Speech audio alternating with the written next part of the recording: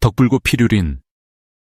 역사는 때로 개인의 삶을 비추는 가장 잔혹한 거울이 된다. 조선 제25대 임금 철종이 재위하던 시절 이 땅의 백성들은 삼중의 굴레 속에서 신음하고 있었다. 전정, 군정, 환곡, 이른바 삼정의 문란은 나라의 뼈대를 좀먹었고 소수 권문세가가 권력을 독점하는 세도 정치는 공의를 짓밟았다. 그 피해는 언제나 가장 낮은 곳에 고였다. 논 한 떼기에 기대어 사는 가난한 농부들에게 봄은 희망이 아니라 빚의 계절이었다. 경상도 상주 땅 어느 산자락 마을에도 그 어둠은 예외 없이 드리워져 있었다. 이 마을에는 서씨성을 가진 농부가 살았는데 사람들은 그를 정겹게 서선달이라 불렀다. 선달이란 본래 과거에 급제하고도 관직을 얻지 못한 이에게 붙이는 호칭이었으나 서선달이 이 이름을 얻은 것은 학문의 깊이 때문이 아니었다. 그의 됨됨이가 워낙 어질고 너그러웠기에 마을 사람들이 존경과 애정을 담아 자연스레 그렇게 부르게 된 것이었다. 남의 어려움을 그냥 지나치지 못하고 입으로는 말보다 행동이 먼저였으며 자신에게는 인색하되 남에게는 관대했던 사람, 그가 바로 서선달이었다. 그 해봄, 서선달의 살림은 마침내 바닥을 드러냈다. 씨앗 한 줌, 살돈조차 없는 형편이었다. 마른 하늘을 바라보며 한숨만 쉬던 그가 마지막으로 찾아낸 방책은 하나뿐이었다. 부산의 한 쌀가게에서 서기로 일하고 있는 큰아들을 찾아가는 것이었다. 500리 길이었다. 오늘날의 거리로는 약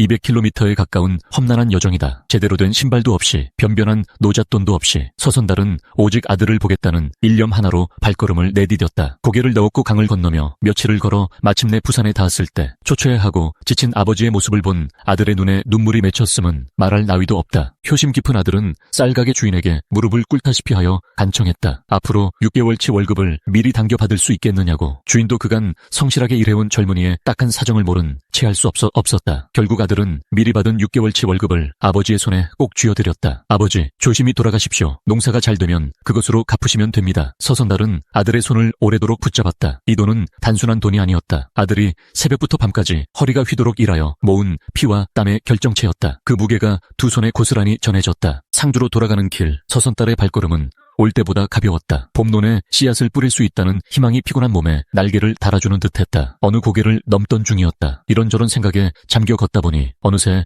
고갯마루를 지나 30리쯤 더 나아가 있었다. 그때 문득 이상한 느낌이 들었다. 품속이 허전했다. 손을 넣어 더듬었으나 잡히는 것이 없었다. 돈꾸러미가 없었다. 서선달은 그 자리에 주저앉았다. 눈앞이 캄캄해지고 심장이 쿵 내려앉는 것 같았다. 고갯마루를 넘을 때 바위에 걸터앉아 잠시 쉬면서 품속에서 꺼내 들여다보았던 기억이 떠올랐다. 그곳에 놓고 온 것이 분명했다. 급히 되돌아가야 했지만 발이 떨어지지 않았다. 이미 30리를 더 왔으니 설령 달려간다 한들 그 돈이 그 자리에 그대로 있을 리 만무했다. 오가는 사람 중 누군가 이미 주워갔을 것이었다. 아들이 6개월을 바쳐번 돈, 내년 봄 농사를 일으킬 마지막 희망이 한순간에 사라져버렸다. 차라리 이 자리에서 목숨을 끊어버리고 싶다. 그 생각이 머리를 스쳤다. 아들에게 무슨 낯으로 돌아간단 말인가. 빈손으로 집에 들어설 면목이 없었다. 서선달은 땅바닥에 무릎을 꿇고 하늘을 올려다보며 눈을 감았다. 그 시각 반대편에서 고개를 넘어오던 한 양반이 있었다. 시종과 하인을 거느린 풍채 좋은 중년 사내였다. 그가 고갯마루를 막 넘어서려는 순간 하인이 소리쳤다. 나리, 저기 돈꾸러미가 있습니다. 바위 옆에 떨어진 돈뭉치였다. 하인은 눈이 휘둥그레졌다. 묵직한 돈꾸러미를 집어들고는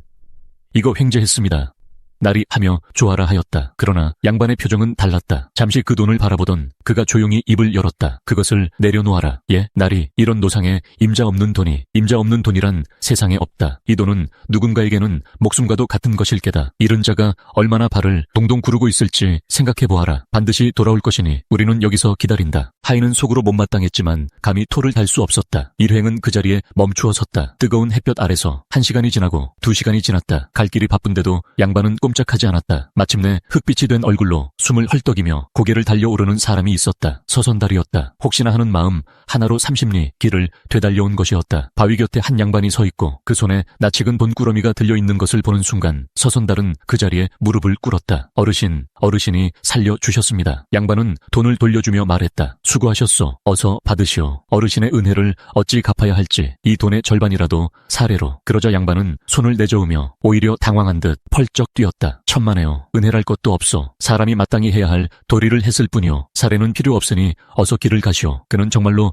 아무것도 받지 않고 유유히 고개를 내려갔다. 서선달은 그 뒷모습을 오래도록 바라보았다. 저런 분이 세상에 있구나. 가슴 깊은 곳에서 뜨거운 것이 올라왔다. 돈을 또 되찾은 서선달은 다시 발걸음을 재촉했다. 마음 한쪽이 따뜻했고 또 다른 한쪽은 숙연했다. 나도 저 양반처럼 살아야겠다. 그런 생각을 품으며 걷다가 강가에 이르렀을 때였다. 강 위에서 소란이 일고 있었다. 사람들이 강 강변에 몰려 웅성거리며 손가락으로 물속 어딘가를 가리키고 있었다. 강 한가운데서 한 소년이 물에 빠져 허우적거리고 있었다. 급류에 휩쓸린 소년은 이미 기력이 다해가는 듯 보였다. 그러나 구경꾼들 중 누구 하나 선뜻 물에 뛰어드는 이가 없었다. 물살이 거셌고 자칫하면 함께 목숨을 잃을 수도 있었다. 서선달은 순간 굳어버렸다. 그의 품에는 아들이 6개월을 바쳐본 전 재산이 있었다. 다음 순간 그는 크게 소리쳤다. 누구든 저 소년을 구해주시오. 내 품에 있는 100냥을 모두 주겠소. 그 외침이 강변에 울려 퍼졌다. 잠시 정적이 흘렀다. 그때 군중 속에서 한 장정이 망설임 없이 강물로 뛰어들었다. 능숙한 솜씨로 급류를 헤치며 소년에게 다가가더니 기진한 소년을 붙들어 강변으로 끌어냈다. 사람들의 안도 섞인 탄성이 터졌다. 서선달은 약속대로 품속의 돈꾸러미를 통째로 장정의 손에 건넸다. 이제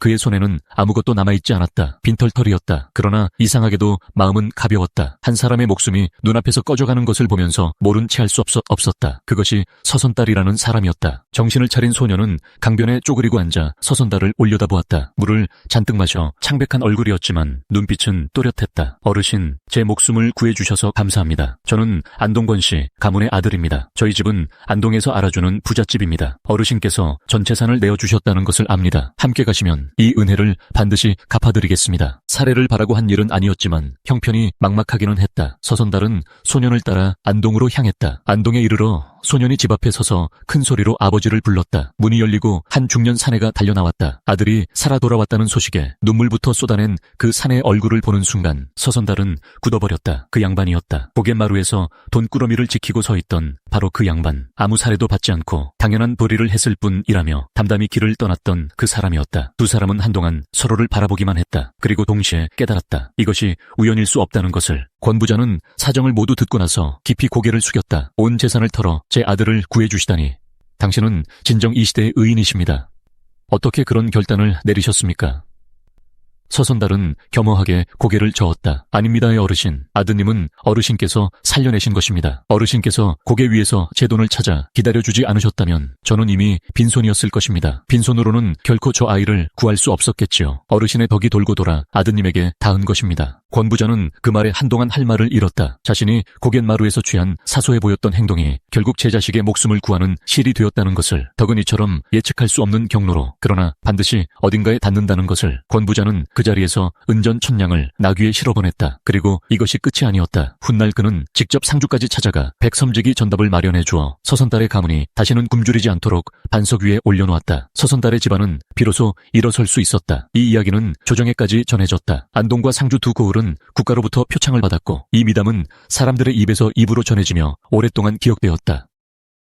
이 이야기에는 세 겹의 선의가 겹쳐 있다. 첫 번째는 권부자의 선이다. 그는 노상에서 남의 돈을 발견하고도 탐하지 않았다. 손해를 감수하고 몇 시간을 기다렸다. 그에게는 그것이 은혜가 아니라 당연한 도리였다. 대가를 바라지 않는 선해. 그것이 첫 번째 씨앗이었다. 두 번째는 서선달의 선이다. 그는 아들의 피땀 어린 전 재산을 한순간에 결단으로 내놓았다. 그것도 아무런 보장 없이. 강물에 뛰어들 장정이 나타나지 않았다면 그 돈은 허공에 사라질 수도 있었다. 그러나 그는 계산하지 않았다. 눈앞에 생명이 꺼져가고 있었고 그것이 전부였다. 세 번째는 권부자의 선의가 서선달에게 닿아 다시 권부자의 아들을 살린 순환이다. 덕은 직선으로 움직이지 않는다. 씨앗처럼 땅에 심어두면 예상치 못한 곳에서 싹을 틔우고 기대치 않은 계절에 열매를 맺는다. 공자는 일찍이 이를 꿰뚫어 보았다. 덕불구 필유린. 덕이 있는 사람은 외롭지 않으며 반드시 이웃이 있다. 이 짧은 말 속에는 깊은 사회적 통찰이 담겨 있다. 덕 있는 사람들은 서로를 알아본다. 어질고 의로운 사람은 어질고 의로운 사람을 끌어당긴다. 그들이 만나는 자리에서는 기적처럼 보이는 일들이 일어난다. 그러나 그것은 기적이 아니다. 덕이 덕을 부르는 자연스러운 이치일 뿐이다. 의 적선지가